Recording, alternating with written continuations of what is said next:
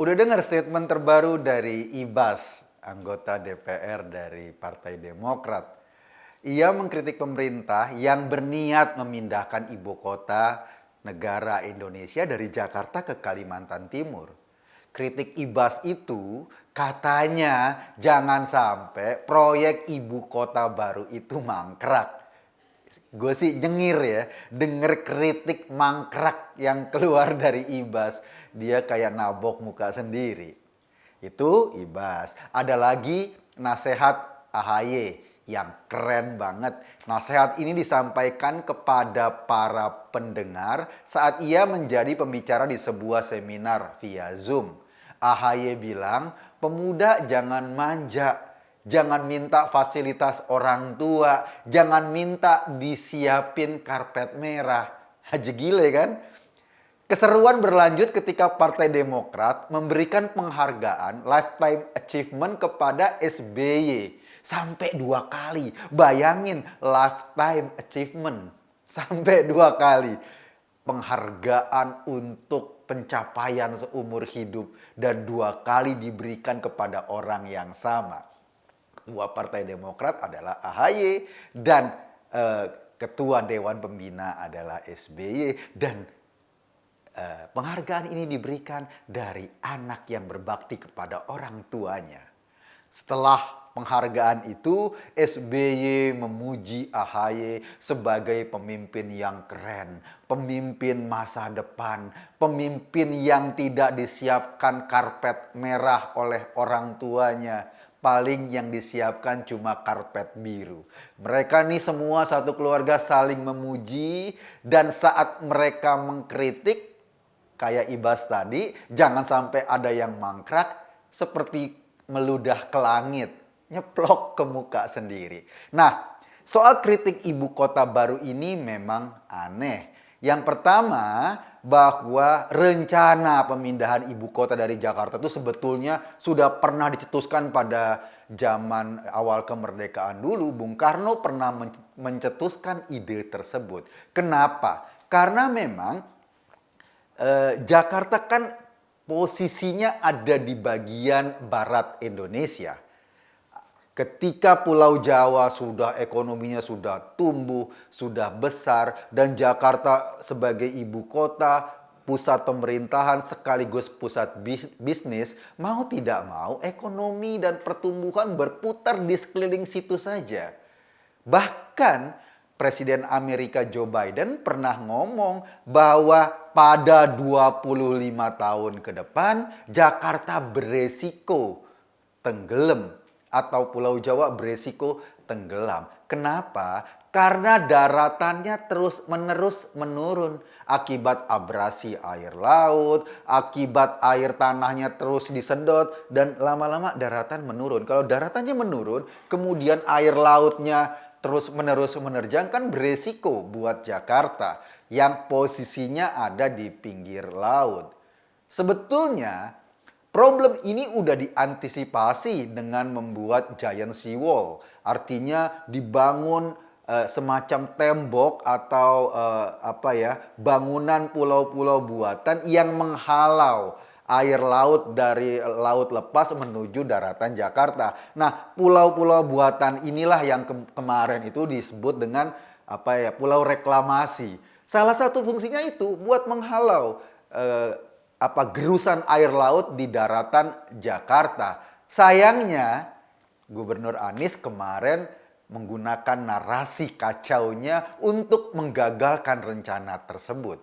Padahal waktu zaman Pak Ahok, karena rencana ini sudah dibicarakan atau sudah direncanakan sejak zaman Pak Harto dan pembangunan sudah mulai jalan, Pak Ahok jelas-jelas memberikan syarat kepada para pengembang yang mau membangun pulau-pulau reklamasi itu.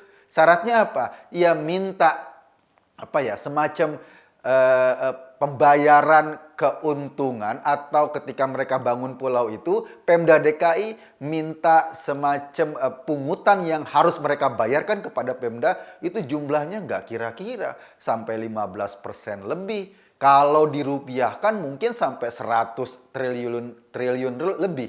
Nah, oleh Pak Anies itu dibatalin. Nah, jadinya apa? Jadinya para pengembang itu yang sudah terlanjur ada, sangat diuntungin dong. Mereka nggak perlu bayar lagi seperti yang dituntut Pak Ahok yang lalu. Sehingga uang ratusan triliun itu rencananya nguap nggak berbekas. Kita nggak tahu, mungkin dibayarkan kepada individu-individu yang mengambil kebijakan, memutuskan rencana atau memutuskan kebijakan yang pernah disampaikan oleh Pak Ahok.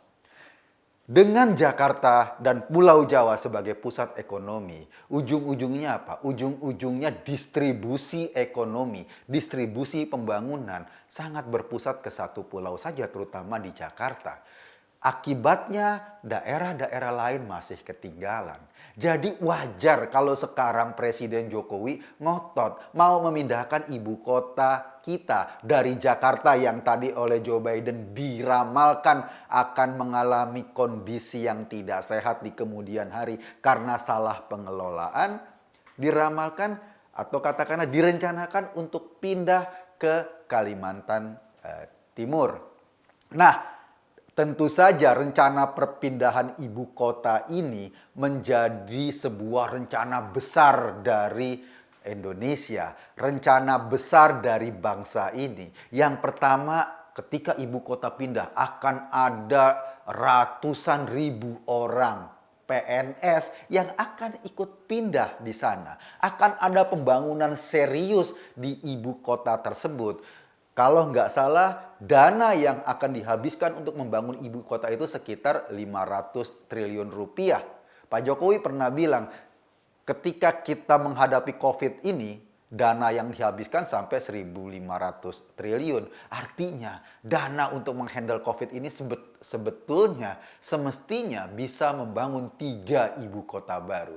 Untuk mengefisiensikan dana pemerintah, bisa saja kan untuk membangun ibu kota itu mengundang para investor swasta sehingga mereka bisa mengembangkan sebuah daerah yang tadinya secara ekonomi belum bangkit. Ketika pembangunan fokus ke situ, ini akan bangkit tanpa harus meninggalkan Jakarta yang akan menjadi pusat bisnis. Dengan perpindahan ibu kota ke Kaltim, akan ada perpindahan pusat pemerintahan dan juga dampaknya akan ada pemerataan ekonomi di Indonesia Timur. Itu yang paling menarik. Memang ini bukan kerja ringan, ini kerja besar. Barangkali masih membutuhkan waktu sekian puluh tahun. Dan ibu kota baru ini diharapkan menjadi legasinya Pak Jokowi yang meninggalkan sebuah langkah besar bagi bangsa ini. Sebab dari dulu wacana ini selalu didengung-dengungkan, tapi nggak ada yang berani mengambil keputusan untuk mewujudkan rencana ini jadi kenyataan. Makanya kritik Ibas soal mangkrak bagi saya ya lucu selucu-lucunya. Yang pertama, ya, kosakata mangkrak itu sudah khas punya mantan presiden yang kemarin. Itu sudah milik dia. Jadi tidak bisa copyrightnya sembarangan diambil oleh Pak Jokowi. Itu sudah khas milik mantan yang kemarin. Dan kita tahu ada Hambalang dan ada beberapa proyek yang memang sudah mangkrak. Mungkin saja Ibas ingin mengingatkan Pak Jokowi, Anda sebagai presiden jangan sampai kelakuannya kayak presiden sebelumnya yang banyak mangkrak-mangkrak itu. Terima kasih kita ucapkan kepada Ibas yang mengingatkan presiden kita yang sekarang agar tidak meniru kesalahan yang lalu-lalu. Saya hanya mengajak Anda berpikir. Kesimpulannya ya terserah Anda. Terima kasih.